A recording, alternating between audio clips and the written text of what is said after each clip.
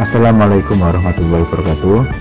Jumpa lagi pada channel Belajar Seni Rupa, dimana hari ini nanti kita akan belajar mengenal macam jenis ragam hias yang melanjutkan pada pertemuan sebelumnya ya, atau pada video sebelumnya. Nah, sebelum kita mulai belajar mengenal macam jenis ragam hias, bagi kalian yang belum mensubscribe, silakan kamu subscribe channel ini dan jangan lupa menekan tombol notifikasinya untuk kalian supaya dapat updatean video terbaru dari channel Belajar Seni Rupa. Pengertian ragam hias secara etimologis adalah frase ragam hias itu sendiri berasal dari bahasa Yunani, yaitu ornare, yang diartikan sebagai hiasan atau menghias, atau disebut juga sebagai ornamen. Nah, seni ragam hias dibuat dengan tujuan mengisi kekosongan permukaan dari suatu karya seni. Selain mengisi kekosongan permukaan, komponen seni yang satu ini dibuat dengan tujuan memperindah hasil karya seni. Dan adanya variasi ragam hias pada suatu karya seni juga dapat menambah nilai jual. Kata mender berasal dari bahasa Yunani mendros, yang artinya liku atau berkelok-kelok. Ragam hias mender adalah ragam hias dari garis batasan yang terdiri atas garis saling berkaitan lalu disusun secara berulang-ulang. Ragam hias mender juga merujuk pada bentuk labirin yang dinamakan labirin mender. Berdasarkan sejarahnya, ragam hias mender berasal dari zaman Yunani kuno, dan motif ini bukan hanya digunakan di Yunani tapi juga di Romawi dan Cina. Motif mender menjadi sesuatu yang penting pada zaman Yunani kuno sebagai perlambang ketidakterbatasan dan kesatuan. Banyak sekali bangunan Yunani kuno yang menggunakan motif mender sebagai hiasannya. Penggunaan ragam hias mender mulai tersebar sebab adanya vas kuno Yunani yang terkenal pada zaman klasik dulu ya.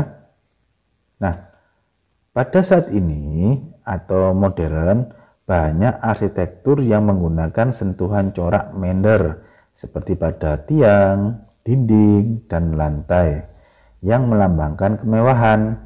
Karena zaman Yunani klasik dahulu, mender digunakan pada ornamen dalam arsitektur. Dalam pembuatan ragam hias mender harus menggunakan alat ukur seperti penggaris dan jangka karena bentuknya yang beraturan atau geometris. Jadi penyusunan gambar ragam hias mender itu kita ukur ya. Jadi kita bisa membuat satu motif, kemudian motif itu tinggal diulang-ulang. Itu mender. Yang kedua, ada motif ragam hias swastika. Motif swastika dipercaya sebagai simbol yang paling suci dalam kepercayaan agama Hindu. Motif ini juga merupakan simbol yang dipercaya sebagai warisan sejarah dan budaya. Ragam hias swastika dapat dikatakan sebagai motif tertua, sudah ada sekitar 4000 tahun yang lalu. Bentuk dasarnya yaitu berbentuk huruf Z atau zigzag yang saling berlawanan. Ada pula swastika yang dibuat saling berkaitan satu dengan lainnya. Motif ini disebut motif banji. Kata swastika merupakan terapan dari kata swastiastu yang berarti semoga dalam keadaan baik dalam agama Hindu. Tidak hanya menempati posisi sakral, motif swastika juga dijadikan motif-motif hiasan arsitektur kuno ataupun modern saat ini. Motif swastika ditemukan pada benda-benda bersejarah seperti koin, keramik, senjata, perhiasan, atau altar. Jika kita ingin membeli suatu karya atau karya seni ya, kita harus melihat dengan detail akan simbol atau corak pada karya tersebut. karena ada simbol-simbol tertentu ya yang berada dalam karya itu, yaitu simbol-simbol sisipan dari suatu kepercayaan atau suatu agama. Contohnya seperti swastika sendiri ya, itu simbolnya orang Hindu, jadi jangan kita pakai ya, seperti itu swastika. Setelah swastika, yang ketiga ada ragam hias pilin.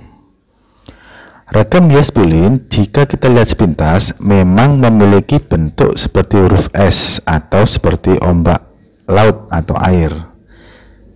Nah, selain berbentuk huruf S, terdapat pula ragam hias pilin yang bentuknya double S ya, atau sering disebut juga sebagai pilin ganda.